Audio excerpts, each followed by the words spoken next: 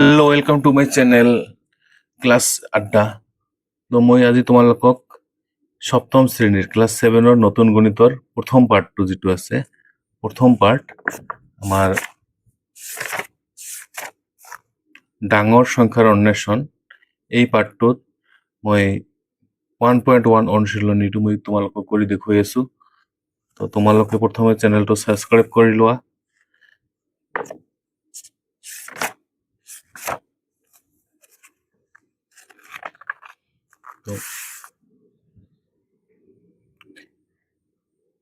প্ৰথমতে কৰি চাওঁ আহা 1.1। ইয়াতে 1 নম্বৰৰ প্ৰশ্নটো হ'ল তলত দিয়া সংখ্যাসমূহ আখৰেৰে লিখা, আৰু ইংৰাজীত তোমালোকে চোৱা work it out 1.1 write the following number in words, মানে আখৰে লিখিব গৈছে। তো মই তোমালোকক ইংৰাজী আৰু অসমীয়া দুয়োটাতে লিখি দেখুৱাই আছো। তো প্ৰথমটো তোমালোকে চোৱা 1ৰ এ, ইয়াতে একক, দশক, শতক, হাজাৰ, অযুত, লাখ কিমান আছে, এইটো অংকৰে আছে। এইটো আমি কি কৰিব লাগিব, আখৰেৰে লিখিব লাগিব। ঠিক আছে, তো তোমালোকে মই এইটো ইয়াতে তুলি লৈছো। একক, দশক, শতক, হাজাৰ, অযুত, লাখ কিমান হয়, 12 লাখ। তো 12 লাখ 43,000 43,700 এনেকৈ লিখিলে হৈ যাব। ঠিক আছে, আৰু ইংৰাজীত হ'ব কেনেকৈ, 12,43,000 আৰু ইয়াতে কিমান আছে 700 এনেকৈ লিখিলো। এতিয়া 2 নম্বৰটো চোৱা, বি 1ৰ বি, একক, দশক, শতক, হাজাৰ, অযুত, লাখ এটা কিমান, 95,12,550। মই ইয়াতে লিখি লৈছো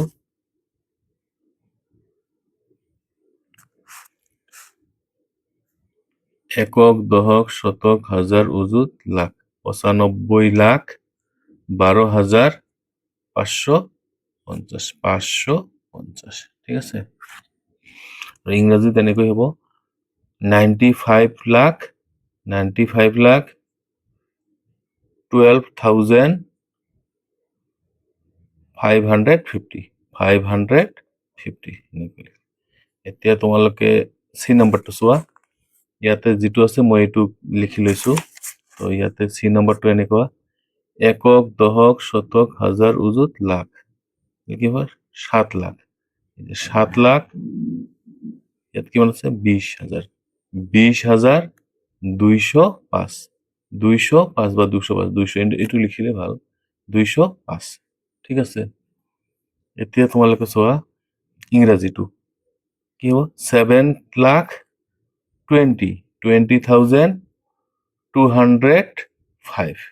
ঠিক আছে, নেক্সট এতিয়া ডি নম্বৰটো, তোমালোকৰ ডি নম্বৰটো যিটো আছে এইটো মই ইয়াতে তুলি লৈছো। কিমান হয় চোৱা, একক, দশক, শতক, হাজাৰ, অযুত, লাখ মানে 55 লাখ 55 লাখ ইয়াতে কিমান আছে 80,000 80,710 710।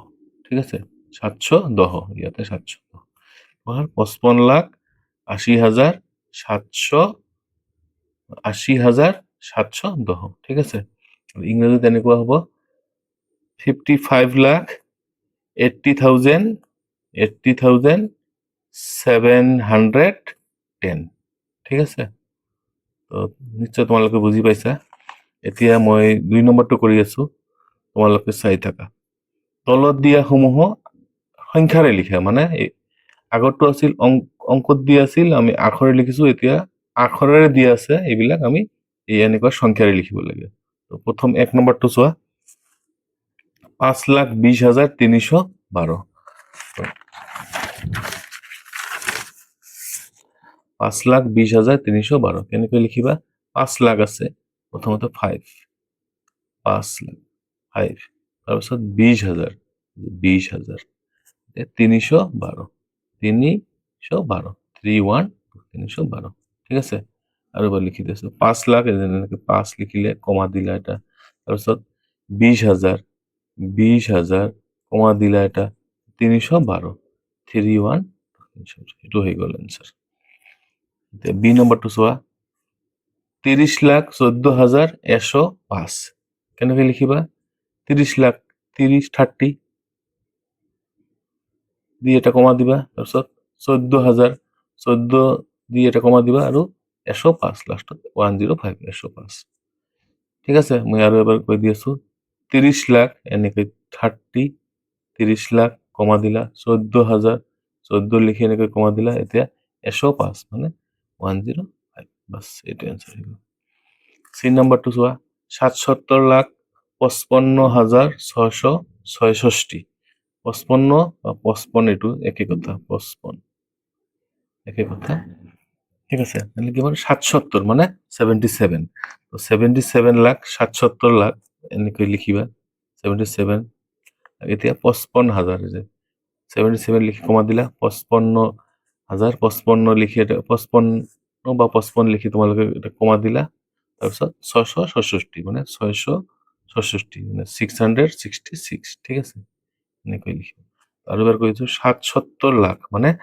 ইয়াতে চোৱা ইংৰাজীটো 77 মানে 77 ঠিক আছে 77 লাখ তাহলে কিমান আছে 77 লাখ ঠিক আছে এতিয়া কিমান আছে 55,000 55,000 মানে 55,000 কেৱল এইকেইটা যে আহিব এইটো নহয় তোমালোকক ব্লেক কৈ দিব পাৰে তো তোমালোকে কি কৰিবা একৰ পৰা এশলৈকে আখৰেৰে লিখাটো শিকিবা মই তোমালোকক স্ক্ৰিনত দি আছো তোমালোকে পাৰিলে এইটো স্ক্ৰিনশ্বট মাৰি তোমালোকে লিখি ল'বা তেনেহলে তোমালোকক যিকোনো সংখ্যা দিলে তোমালোকে লিখিব পাৰিবা তো তোমালোকে এইটো স্ক্ৰিনশ্বট মাৰি লৈ তোমালোকে লিখি ল'বা তোমালোকৰ সুবিধা হ'ব ঠিক আছে যদি তোমালোকৰ ভিডিঅ'টো ভাল লাগিছে এটা লাইক কৰিবা আৰু